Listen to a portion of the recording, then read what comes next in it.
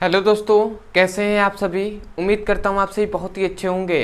तो आज की इस वीडियो में हम बात करेंगे क्लास 10th का रसायन विज्ञान का बहुत ही इंपॉर्टेंट टॉपिक जो है ऊष्माशोषीय अभिक्रिया और ऊष्माक्षेपीय अभिक्रिया।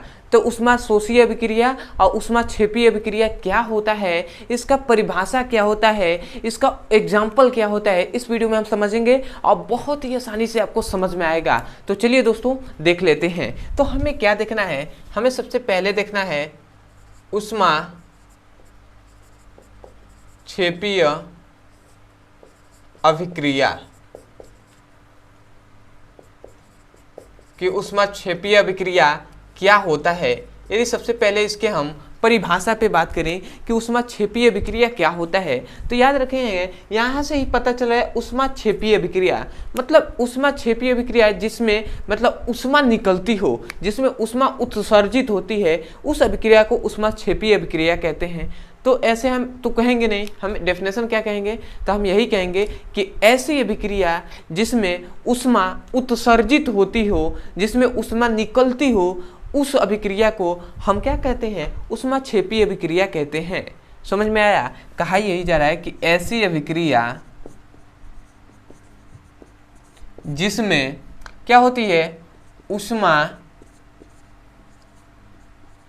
उत्सर्जित मतलब निकलने, ठीक है, निकलना, ठीक है, उत्सर्जित मतलब होता है निकलती है, ठीक है। तो उस अभिक्रिया को हम क्या कहते हैं, ऊष्माक्षेपीय अभिक्रिया कहते हैं। मतलब ऐसी अभिक्रिया जिसमें ऊष्मा उत्सर्जित होती है, तो उस अभिक्रिया को हम क्या कहते हैं, ऊष्माक्षेपीय अभिक्रिया कहते हैं। तो आशा करते हैं ऊष्माक्षेपीय अभिक्रिया का डेफिनेशन आपको समझ में आ गया होगा और याद भी हो गया होगा यहाँ से कि ऐसी अभिक्रिया जिसमें ऊष्मा उत्सर्जित होती है, तो उस अभिक्रिया को ऊष्माक्षेपीय अभिक्रिया कहते हैं, ठीक है। तो यहाँ पे मैं डेफिनेशन लिख दे रहा हूँ सबसे पहले। तो हम क्या लिखेंगे, ऐसी अभिक्रिया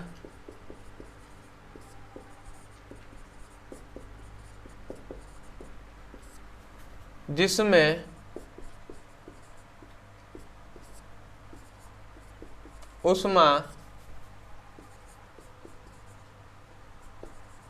उत्सर्जित होती है, तो उस अभिक्रिया को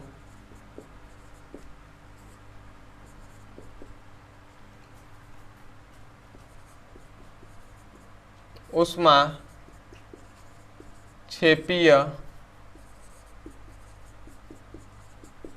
अभिक्रिया कहते हैं, ठीक है। तो यहाँ पे हमने डेफिनेशन लिख दिया है, ऐसी अभिक्रिया जिसमें ऊष्मा क्या होती है, उत्सर्जित होती है, तो उस अभिक्रिया को ऊष्माक्षेपीय अभिक्रिया कहते हैं। तो आशा करते हैं आपको यहाँ से डेफिनेशन समझ में आ गया होगा। तो अब आते हैं कि इसका एग्जाम्पल क्या होता है, इसका उदाहरण क्या होता है, वो भी हम देख लेते हैं। तो सबसे पहले यदि हम एक से के एग्जाम्पल पे बात करें, ठीक है, इसके यदि हम उदाहरण पे बात करें, तो सबसे पहला यदि उदाहरण, ब्लैक पेन से लिख दे रहे हैं, सबसे पहला उदाहरण क्या हो जाएगा, यदि हम कार्बन को ऑक्सीजन के साथ संयोग कराते हैं, मतलब कार्बन को ऑक्सीजन के साथ हम क्या करते हैं, रिएक्शन कराते हैं। जब इसका कराएंगे तो हमें क्या प्राप्त होगा, हमें प्राप्त होगा क्या, CO2, ठीक है, कार्बन डाइऑक्साइड प्राप्त होगा। परंतु याद रखेंगे जब कार्बन को ऑक्सीजन के साथ संयोग कराते हैं तो इसमें क्या होती है, उस ऊर्जा जो होती है, ऊष्मा होती है, इसमें से निकलती है। तो भैया कितनी निकलती है, तो इस पॉइंट को याद रखेंगे, 94 किलो कैलोरी आपसे क्या होती है, ऊष्मा निकलती है। तो इसको याद रखना है कि कार्बन और ऑक्सीजन का जब संयोग कराएंगे तो कार्बन डाइऑक्साइड बनेगा, तो इसमें हमें 94 किलो कैलोरी क्या होती है, ऊष्मा निकलती है, ठीक है। और अगर दूसरा एग्जाम्पल पे यदि हम बात करें, दूसरा इसका एग्जाम्पल, तो याद रखेंगे कलर यार, मान लेते हैं 2 H2 को ले लेते हैं, 2 हाइड्रोजन को, और इसको हम ऑक्सीजन के साथ हम क्या करते हैं, रिएक्शन कराते हैं। तो हमें भैया क्या प्राप्त होगा, हमें प्राप्त हो जाएगा 2H2O, ठीक है, मतलब 2 हाइड्रोजन को लिए हैं, यहाँ से 4 हाइड्रोजन और हमने क्या लिया है 2 ऑक्सीजन को लिया है। और जब दोनों में हमने क्या किया है रिएक्शन कराया है, जब क्रिया कराया है तो हमें क्या प्राप्त हुआ है 2 मात्रा में जल प्राप्त हुआ है, H2O प्राप्त हुआ है। परंतु याद रखेंगे इसमें 136 किलो कैलोरी लगभग ऊर्जा क्या होती है निकलती है, 136 किलो कैलोरी यहाँ से ऊर्जा निकलती है लगभग में। ठीक है, ये कोई गारंटी नहीं है, इसका लगभग में ये मान यहाँ पर लिखा गया है। तो ये दोनों को आपको याद रखना है। परंतु ये बात है कि हम सभी अभिक्रिया में तो जानेंगे नहीं, जान नहीं पाते हैं, ऐसे याद भी नहीं कर पाएंगे कि हर क्रिया में कितने जो ऊष्मा निकल रही है। तो याद रखेंगे जब हमें पता ना हो कितने ऊष्मा यहाँ से निकल रही है तो इसके जगह पर हम केवल क्या लिख देंगे, हम कैपिटल लेटर में Q लिख देंगे। ठीक है, मतलब कैपिटल लेटर में हम Q लिख देंगे, उसके जगह पर इतना नहीं पता है तो आप केवल यहाँ पे क्या लिख देंगे कैपिटल Q। तो इससे पता चल जाएगा कि हाँ यहाँ से ऊष्मा क्या हो रही है निकल रही है, उत्सर्जित हो रही है। तो आशा करते हैं आपको ऊष्माक्षेपीय अभिक्रिया अच्छे से समझ में आ गया होगा। तो अब आते हैं हम कि ऊष्माशोषीय अभिक्रिया किसे कहते हैं। ठीक है, तो अब आते हैं ऊष्माशोषीय अभिक्रिया पे।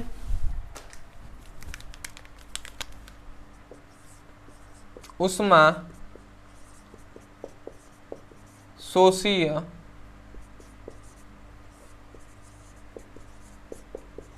अभिक्रिया। ठीक है, तो ऊष्माशोषीय अभिक्रिया का सबसे पहले यदि हम इसके परिभाषा पे बात करें तो याद रखेंगे दोस्तों इसके नाम से ये शोषीय यहाँ पे आ रहा है ना ऊष्माशोषीय, इसका मतलब क्या हुआ ऐसी अभिक्रिया जिसमें ऊष्मा क्या होती है, ऊष्मा जो होती है अवशोषित होती है, जिसमें ऊष्मा क्या होती है मतलब आती है मिलती है, ऊष्मा अवशोषित होती है, तो उस अभिक्रिया को हम ऊष्माशोषीय अभिक्रिया कहते हैं। कहा यह जा रहा है दोस्तों, क्या यह जा रहा है कि ऐसी अभिक्रिया जिसमें ऊष्मा क्या होती है, जिसमें ऊष्मा अवशोषित, अवशोषित मतलब मिलती है, अवशोषित होती है, तो उस अभिक्रिया को हम क्या कहते हैं ऊष्माशोषीय अभिक्रिया कहते हैं। तो आपको कभी भी यहाँ से याद रखना है डेफिनेशन कि ऐसी अभिक्रिया जिसमें ऊष्मा अवशोषित होती हो तो उस अभिक्रिया को ऊष्माशोषीय अभिक्रिया कहते हैं। तो आशा करते हैं आपको डेफिनेशन समझ में आ गया होगा। तो मैं यहाँ पे डेफिनेशन लिख दे रहा हूँ, लिखेंगे क्या, ऐसी अभिक्रिया जिसमें ऊष्मा अवशोषित होती है तो उस अभिक्रिया को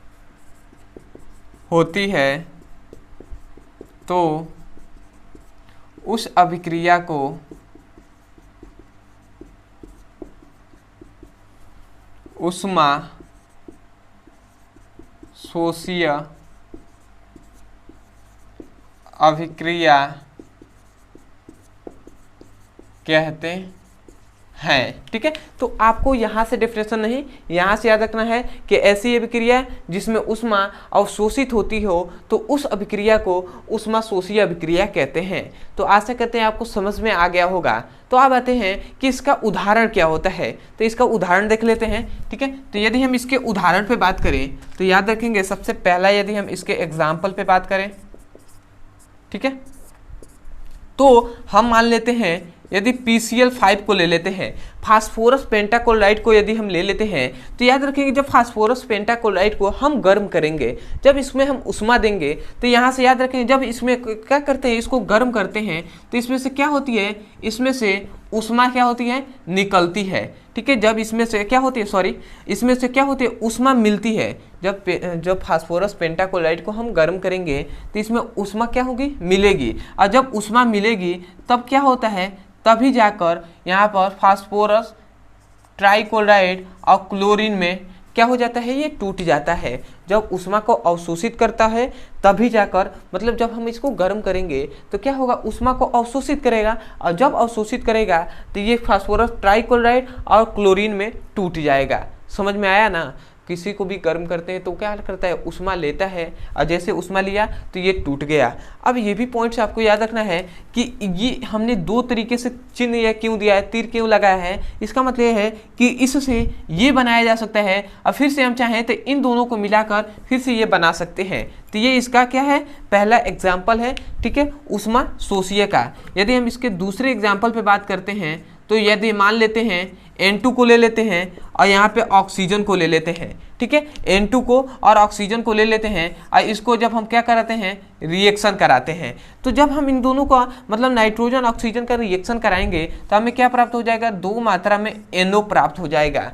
तो भैया इसमें भी याद रखना है कि जब यहाँ पे रिएक्शन कराएंगे ना, जब यहाँ पे हम रिएक्शन कराएंगे तो यहाँ से क्या होगा, ऊष्मा अवशोषित होगी, ठीक है। तो ये भी पॉइंट्स आपको याद रखना है कि जब इन दोनों का संयोग कराएंगे तो इसमें क्या होगी, ऊष्मा अवशोषित होगी, और तब जाकर ये क्या बनाएगा, NO बनाएगा। तो आशा करते हैं कि ऊष्माक्षेपीय अभिक्रिया का परिभाषा, एग्जाम्पल, उसके बाद ऊष्माशोषीय अभिक्रिया का भी परिभाषा और उदाहरण अच्छे से समझ में आ गया होगा। तो मैं यही कहूँगा दोस्तों, यदि आप हमारे चैनल पे नए हो तो सबसे पहले चैनल को सब्सक्राइब कर लीजिएगा, वीडियो को लाइक कर दीजिएगा, और जब चैनल को सब्सक्राइब कीजिएगा तो हमें कमेंट सेक्शन में जरूर बताइएगा कि आपको वीडियो कैसा लगा, ठीक है। अदरवाइज आपको कोई भी टॉपिक समझ में नहीं आता है, चाहे वो फिजिक्स का हो, केमिस्ट्री का हो, तो केवल आपको एक ही कार्य करना है, उस टॉपिक का नाम लिखना है यूट्यूब पर, और अंत में हमारे चैनल का नाम लिख देना है, आपको वो वीडियो मिल जाएगा। आप वहां से भी जाकर अच्छे से पढ़ाई कर सकते हैं और अपने सुंदर से नोट्स बना सकते हैं।